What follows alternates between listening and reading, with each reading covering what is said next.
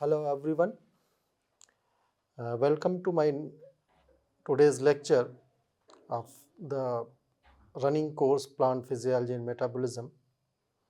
In this lecture we are going to study in detail the important aspect of plant photosynthesis, that is C4 pathway and CAM plants. Just a brief overview what we are going to study today, and these are the contents we are likely to cover in today's lecture. So, you see that how inorganic carbon is fixed in photosynthesis. So, as you know that land plants have evolved two carbon concentrating mechanism for increasing the concentration of carbon dioxide and minimizing photorespiration at the Rubisco carboxylation site known as C4 photosynthetic carbon fixation and cressolation acid metabolism. The uptake of basically atmospheric carbon dioxide by these carbon concentrating mechanism precedes CO2 assimilation through the Kelvin-Benson cycle. So, what are these carbon concentrating mechanisms? First is Hatch and Slack pathway. So, this Hatch and Slack pathway is also known as C4 cycle. So, this is a sort of adaptation to enhance carbon dioxide fixation and minimize photorespiration, particularly in environments with high temperatures and intense sunlight. The compartmentalization of the K enzymes in different cell types allows for efficient carbon dioxide capture and utilization, leading to enhanced photosynthetic efficiency in C4 plant. So, Hatch and Slack in the year 1966 discovered this cycle first in sugarcane leaves. That's why its name was given Hatch and Slack pathway. It is also named as the beta carboxylation pathway or cooperative photosynthesis. The 4-carbon oxaloacetic acid in this is the first stable product in this Hatch and Slack cycle. That's why it is also known as C4 cycle, which is a 4-carbon compound. In addition to this existence of this first discovered in sugarcane, this cycle also operates in many species of Gramineae family like sorghum, maize. It has also been found to occur in plants like Atriplex amaranthus. These plants are collectively called as C4 plants. So, such plants generally exhibit two important features. First, absence of photorespiration. Second, you see that special anatomy in the leaves known as crane's anatomy. In such leaves, two types of photosynthetic cells are present. You see in the slide bundle sheath cells and mesophyll cells. The bundle sheath cells are bigger and surrounds the vascular bundles looking like a ring or wreath. Cranes basically in German means wreath. Hence, this anatomical feature of the leaves of C4 plant is also referred to as crane's anatomy. These bundle sheath cells are basically surrounded by smaller mesophyll cells, and both of them are connected to each other via plasmodesmata. You see in the figure. Also, the chloroplast of bundle sheath cells are larger and usually lack grana, whereas chloroplast of mesophyll cells are smaller and always have grana. In the C4 cycle, generally carbon dioxide initially combines with the phosphoenol pyruvate in the mesophyll cells of the leaf. catalyzed by the enzyme phosphoenol pyruvate carboxylase, or abbreviated as PEP carboxylase, to form a 4-carbon compound called oxaloacetate. Basically, this reaction occurs in a specialized cellular structure called mesophyll cells, which are adapted to perform photosynthesis under high light condition. The formed oxaloacetate is then converted into malate or aspartate and then further transported into bundle sheath cells surrounding the leaf veins.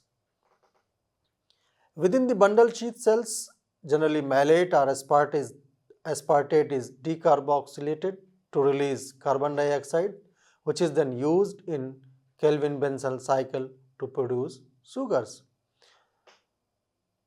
So this decarboxylation reaction is catalyzed by the enzyme malic enzyme or aspartate aminotransferase. The released carbon dioxide is then fixed by the enzyme ribulose 1,5-bisphosphate carboxylase oxidase, that is Rubisco, in the Kelvin-Benson cycle, leading to the synthesis of sugars such as glucose. The 3-carbon compound resulting from the Kelvin-Benson cycle are transported further back into mesophyll cells to generate phosphoenol pyruvate and complete this cycle. Now, we will discuss detail in the mechanism of C4 cycle, how carbon dioxide is fixed in C4 cycle. So, you see that a very interesting feature of the C4 cycle, that initial fixation of carbon dioxide occurs in mesophyll cells, that is carboxylation of phosphoenol pyruvate. So, in the first instance, carbon dioxide you see combines with phosphoenol pyruvate in the presence of enzyme phosphoenol pyruvate carboxylase to form oxaloacetate, which is a 4-carbon compound. So, you see in the slide in the first reaction. Then malate or aspartate is formed in the next reaction. So, what happens here? Oxaloacetate is subsequently reduced to malate or aminotransferase. Oxaloacetate is subsequently reduced to malate or transaminated to aspartate within the mesophyll cells.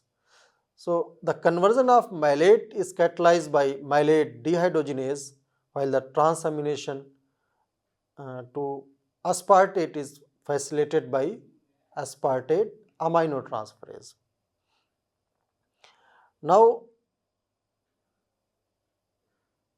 this is malate or aspartate. Aspartate is generally transported to bundle sheath cells surrounding the leaf veins, where further reactions occur. Then decarboxylation in bundle sheath cells takes place.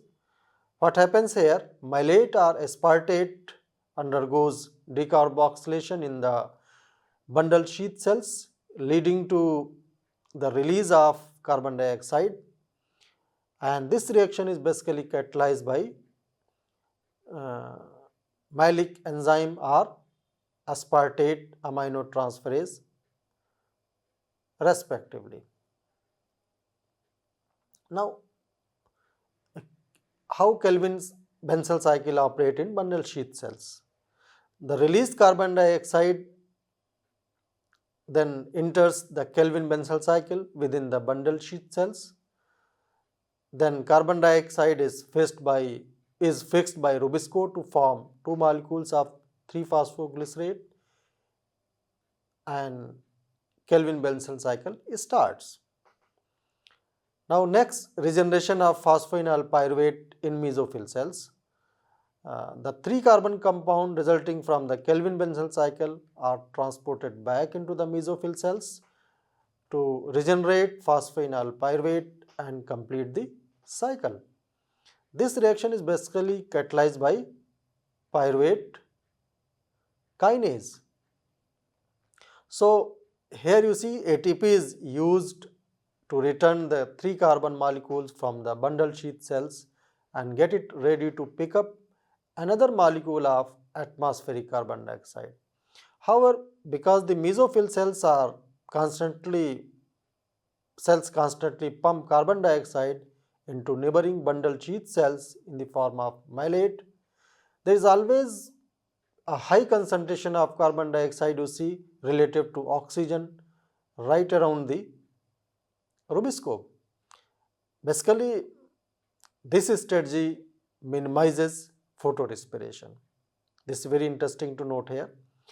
Therefore, C4 cycle serves as an evolutionary adaptation basically aimed at maximizing carbon dioxide fixation while mitigating the effects of photorespiration, especially in environments characterized by elevated temperatures and intense sunlight. By segregating crucial enzymes across distinct cell types, the C4 pathway optimizes the capture and utilization of carbon dioxide, thereby increasing the overall efficiency of photosynthesis in C4 plants. Now, you see that the basic mechanism of C4 pathway I have discussed. Now, what are the variation in C4 pathway?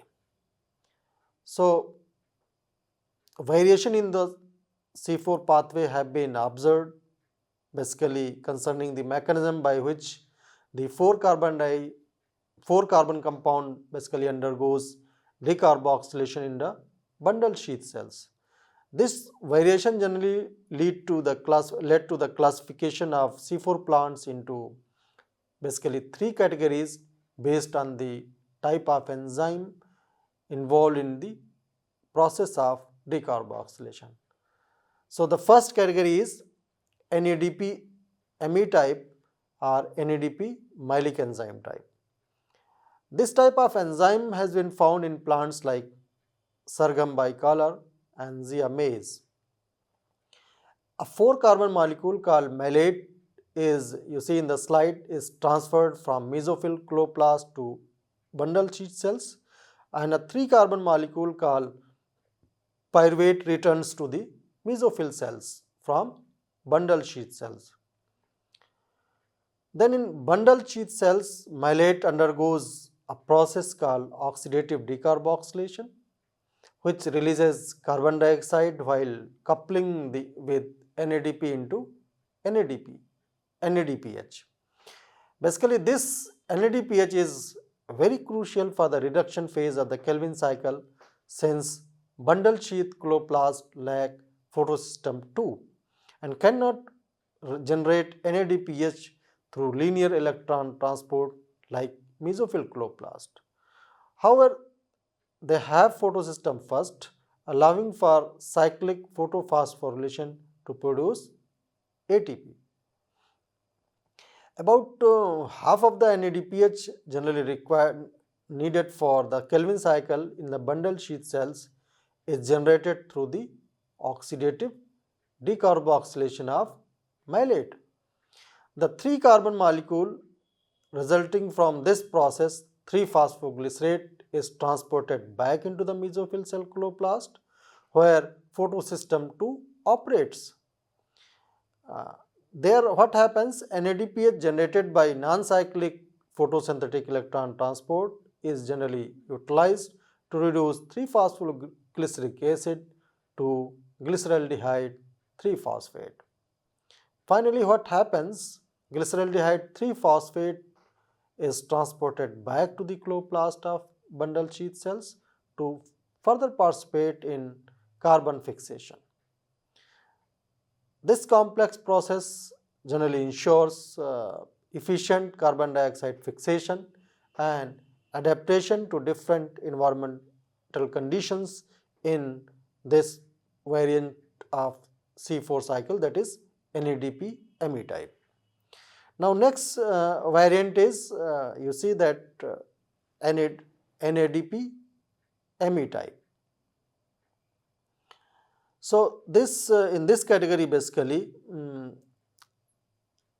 Carbon compounds are exchanged between mesophyll cells and bundle sheath cells in the form of amino acids, especially a 4-carbon compound called aspartate is exported out of mesophyll cells, while a 3-carbon compound alanine is returned. This exchange is basically facilitated by enzyme cytosolic aspartate aminotransferase and alanine aminotransferase, which are basically located in the cytosol of mesophyll and bundle sheath cells respectively. So, upon entering the bundle sheath cells, aspartate is converted back to oxaloacetate by the enzyme aminotransferase in mitochondria, followed by its further reduction to malate. Then if you see the slide, the reduction process is catalyzed by mitochondrial NADH dependent malate dehydrogenase. Then malate undergoes decarboxylation in the mitochondria catalyzed by the enzyme NAD dependent malate enzyme. The carbon dioxide produced during this decarboxylation process diffuses into chloroplast, where it is fixed through the Kelvin cycle as you see in the figure. Meanwhile, the pyruvate is transported out of the mitochondria to the cytosol, where it is converted to alanine by aminotransferase. Alanine is then further transported back to mesophyll cells through plasmodesmatal connections. In mesophyll cells, alanine is converted back to pyruvate by another cytosolic alanine aminotransferase enzyme. Pyruvate in mesophyll cells is then transported to chloroplast, where it is converted to phosphoenol pyruvate by the enzyme pyruvate dikinase. Finally, phosphoenol pyruvate is transported out of the chloroplast to the cytosol, where the carboxylation reaction catalyzed by phosphoenol pyruvate carboxylase further takes place. This intricate exchange and conversion of carbon compounds ensure efficient carbon fixation and adaptation to varying environmental conditions in plant such as Panicum malaceum and Panicum virgatum. Now, third variant of C4 cycle is phosphoenol pyruvate carboxykinase type, or abbreviated as PEPCK type. So, in this type of variant of C4 cycle, such that has been observed in plants like Megantherasus maximus, and where carbon exchange takes place between mesophyll and bundle sheath cells in two pathways. In one pathway, aspartate and phosphoenol pyruvate are exchanged, where aspartate is converted to oxaloacetate by cytosolic aminotransferase in bundle sheath cells. Then it is decarboxylated to form phosphoenol pyruvate and carbon dioxide is released. Basically, this reaction is catalyzed by cytosolic phosphoenol pyruvate carboxykinase, or it is abbreviated as PEPCK, which requires basically ATP. The released carbon dioxide is now fixed through the Kelvin cycle in the bundle sheath cell chloroplast. In the bundle sheath chloroplast, and phosphoenol pyruvate is returned to mesophyll cells. In another pathway, malate and alanine are basically exchanged. Some of the oxaloacetate in the mesophyll chloroplast is reduced to malate, which is then transported to mitochondria bundle sheath. Malate is decarboxylated and oxidized by the NAD dependent malate enzyme in bundle sheath mitochondria, releasing carbon dioxide. The released carbon dioxide you see is now fixed by the Kelvin cycle in the bundle sheath chloroplast.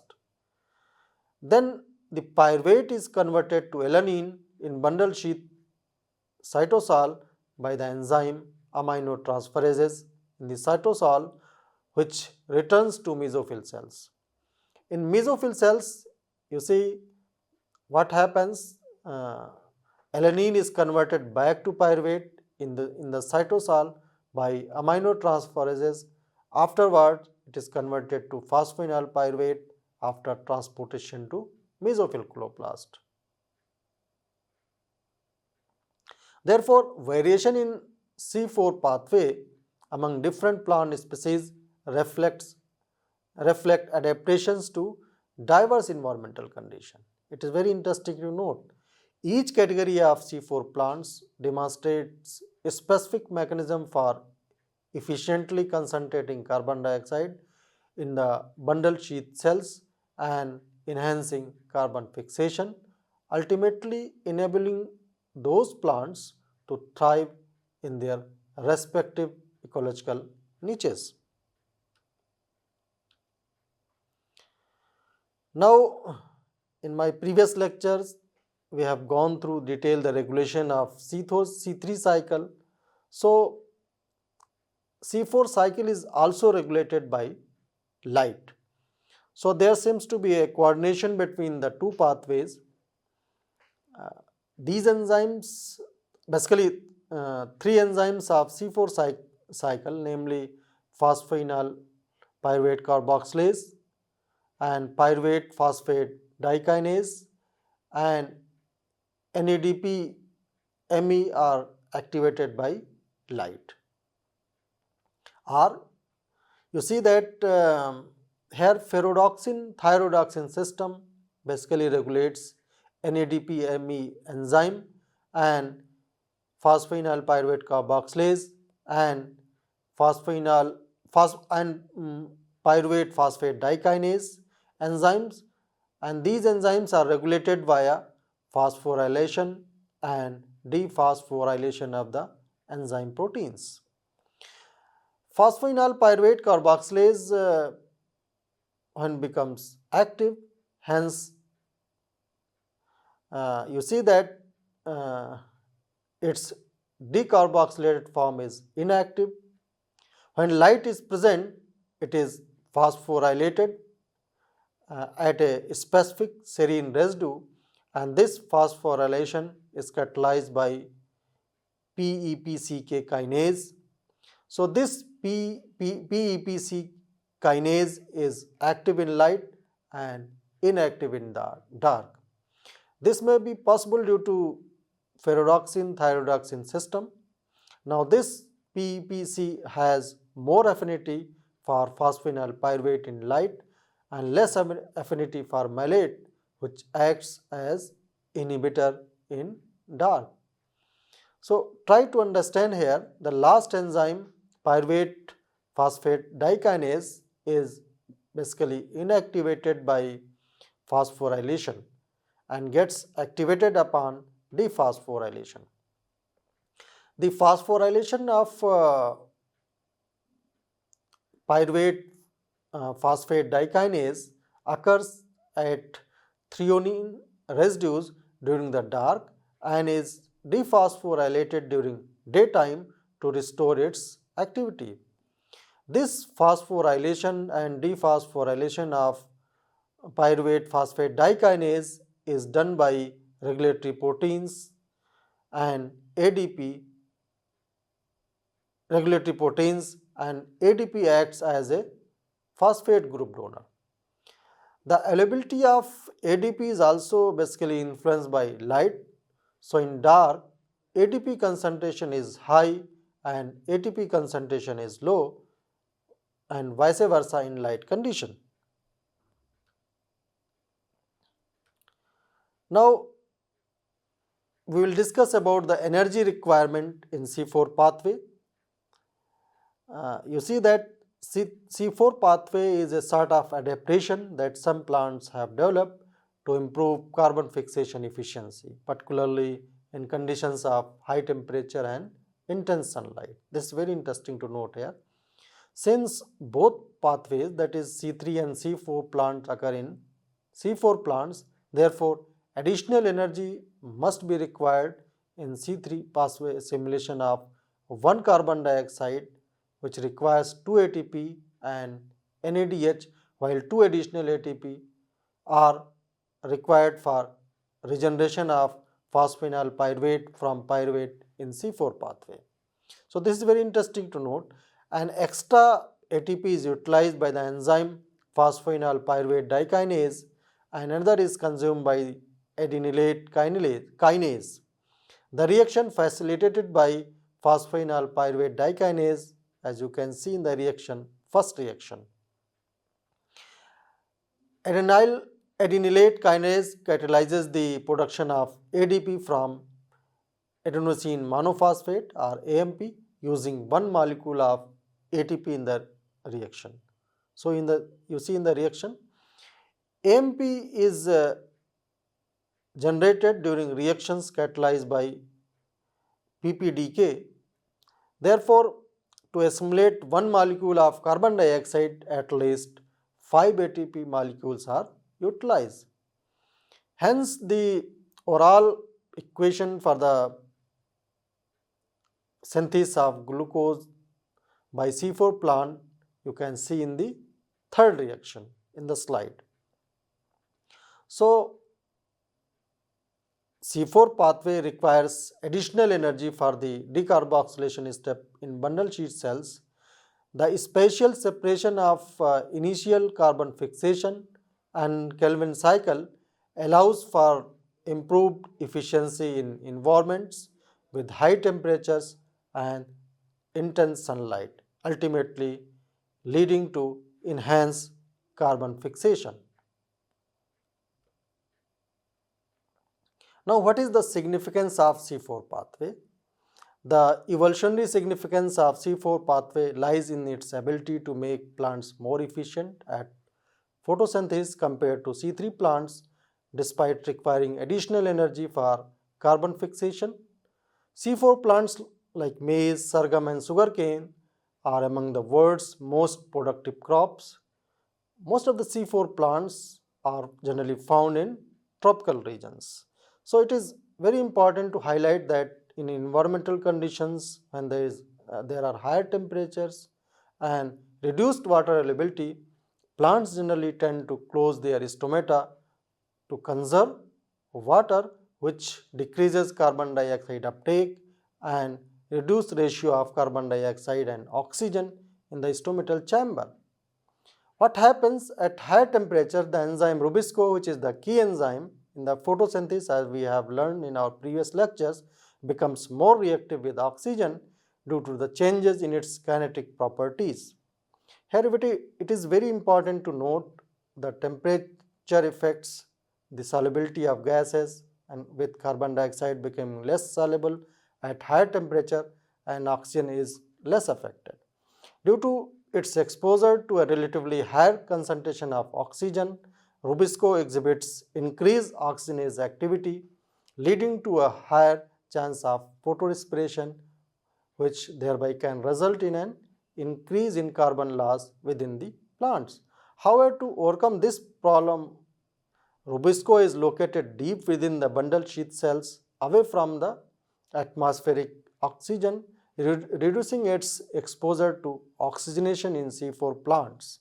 C4 plants also employs a carbon dioxide concentration mechanism where initial carbon dioxide fixation occurs in mesophyll cells producing 4 carbon compounds that is transferred to bundle sheath cells where it is decarboxylated. This process basically acts like a carbon dioxide pump, concentrating carbon dioxide along the Rubisco up to about how much? 20-fold, thus reducing oxygenase activity and minimizing carbon loss due to photorespiration. Another structural feature of C4 plants is the presence of suberin in the cell walls of the bundle sheath cells, which prevents carbon dioxide leakage, contributing to increased carbon dioxide concentration. Overall, the C4 pathway represents an evolutionary adaptation that enhances photosynthetic efficiency and allows plants to thrive in environments with high temperatures and limited water availability.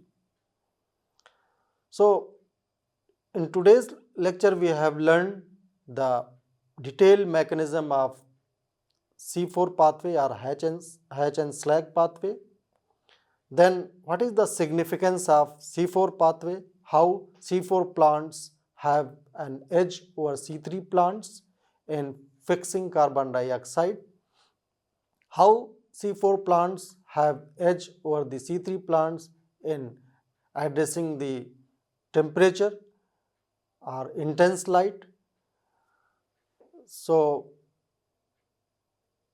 in my next lecture we will discuss about the factors affecting chyme plants and various factors affecting photosynthesis.